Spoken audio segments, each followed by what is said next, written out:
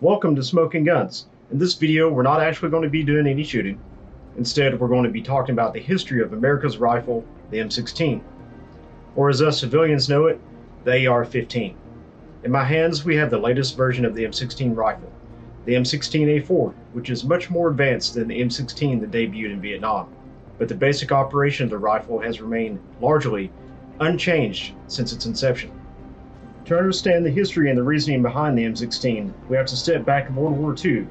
America had just helped to win the war against the Axis powers.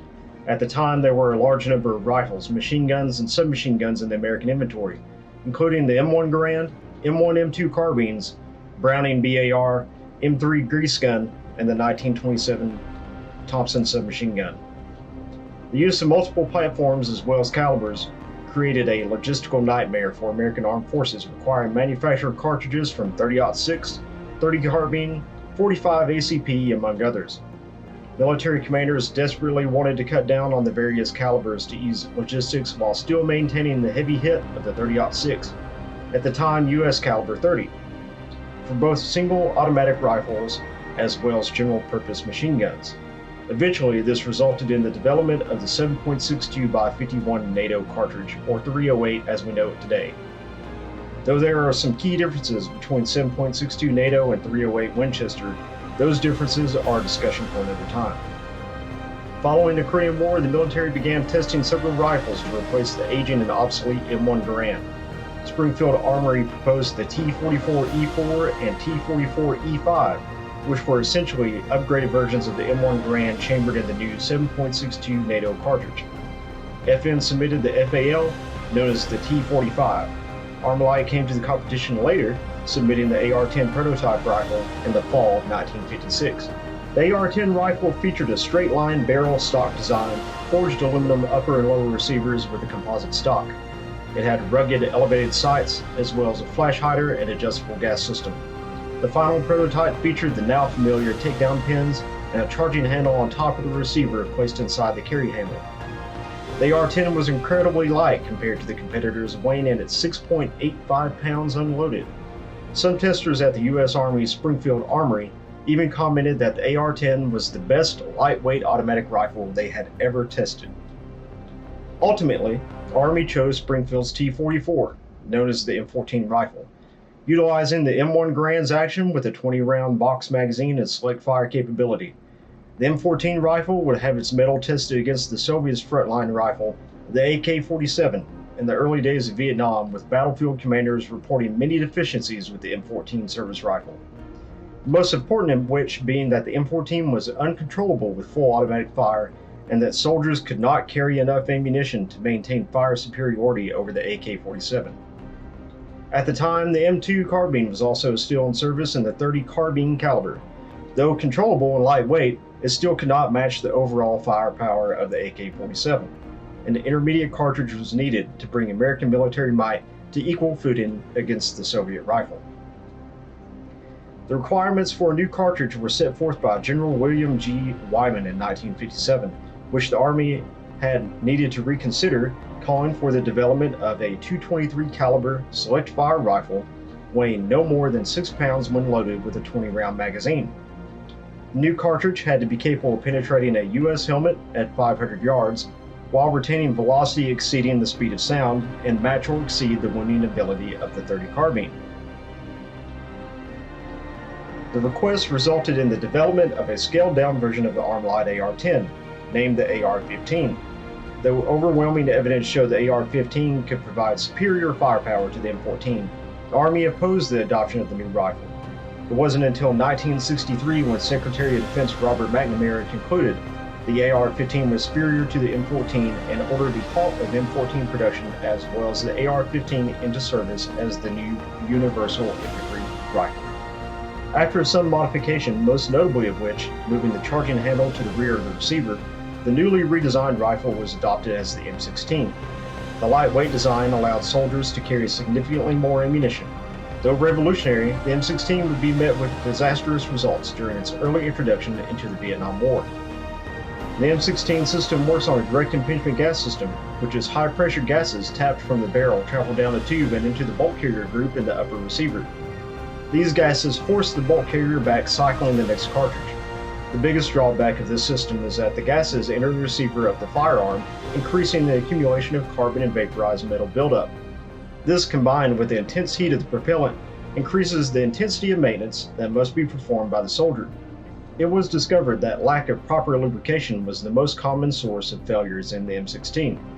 Because of the initial poor performance in Vietnam, a congressional investigation was called to find what the problems with the new rifle were. Several factors were brought to light as the causes for such poor performance. 1. The M16 was promoted to be self-cleaning. This was, of course, completely not true. No weapon has ever been self-cleaning. 2. The M16 was issued to troops without cleaning kits and no instruction on how to care for the rifle. 3. The original propellant for the 5.56x45 cartridge was found to cause excessive fouling and quickly cause failures in the action of the M16, rendering the rifle inoperable. 4. The M16 lacked a forward assist for the bolt carrier group. And finally, 5. The M16 lacked a chrome-lined chamber, which caused a corrosion problem in the high humidity of Vietnam jungles, leading to case extraction failures. Though all of the failures of the M16 were addressed and corrected with the new 5.56x45 cartridge, as well as the M16A1 variant, the damage had been done and soldiers were weary to depend on the new rifle. However, by 1968, the rifle had achieved much success with most soldiers, rating the rifle's performance as very high. By this time, the vast majority of Vietnam soldiers wanted either the M16 or the smaller M17 version of the rifle above all others. The M16 with the 5.56 cartridge would be credited with saving the lives of 20,000 service members during the Vietnam War, who otherwise would have been lost if they had been issued the M14 rifle. The results of the 5.56 cartridge were absolutely amazing in combat reports. Though the original assessment for the high amount of damage caused by the 5.56mm projectile were originally believed to be caused by tumbling due to the 1 in 14 rifle and twist, this was not the case. Practically all cartridges begin to tumble once they penetrate flesh simply because the center of gravity of the bullet is toward the rear. The large wounds observed in Vietnam were actually caused by bullet fragmentation created by a combination of the bolt's velocity and construction. The wounds being so devastating that official photographs remain classified into the 1980s. The success of the 5.56 cartridge in Vietnam, as well as its overwhelming superiority to the Soviet 7.62x39 used in the AK rifle, would lead to the development of small caliber, high velocity cartridges that would be used by every major military force in the world. The M16 would become the benchmark against which all other combat rifles would be judged. By 1980, the 5.56 would become the NATO standard cartridge, as well as the magazine for the rifle becoming the standard magazine designed for all NATO members. After Vietnam, several improvements would be made to the M16A1. The M16A2 was adopted in 1982, with the Marine Corps being the first to receive the new variant. This variant of the M16 included extensive modifications to the rifle, new rifling, a thicker barrel, more rugged front sights would all improve reliability and allow for longer periods of sustained fire. The end of the barrel would retain the same thickness as previous iterations to allow the attachment of the M203 grenade launcher. An adjustable rear sight was added, allowing the rifle to be dialed in from 300 to 800 meter ranges to take full advantage of the new 62 grain SS109 cartridge and to allow windage adjustments to be made without the need of a tool. A new flash suppressor would be added that was open on the top and closed on the bottom. This would not only help prevent dirt from being kicked up, but would also act as a recoil compensator. The triangular handguard would be changed to a round handguard to more easily fit the hands of soldiers. They were also symmetrical so that armories would not have to keep both left and right pairs. The handguard retention ring was tapered to make the replacement of handguards easier. A notch was added to the pistol grip as well as texturing, and the buttstock would be lengthened by 5/8 of an inch. The new buttstock would also be 10 times stronger than the previous version due to the advancement in polymer technology. The A2 variant would move to a 1 in 7 rifle twist, which would allow the use of a trajectory-matched tracer. A spent case deflector would be added behind the ejection port to prevent the cases from striking left-handed shooters. Finally, the action itself would be modified.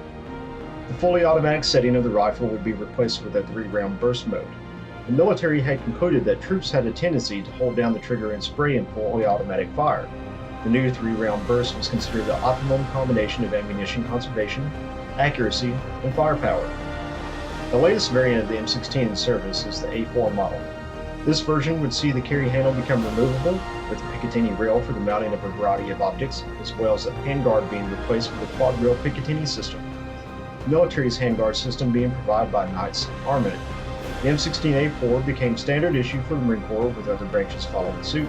Later studies revealed that other design changes could also drastically improve the capabilities of the M16 rifle. Today, there are more variants of the M16 than we can count, from pistols to rifles, designated marksman's rifles, and others.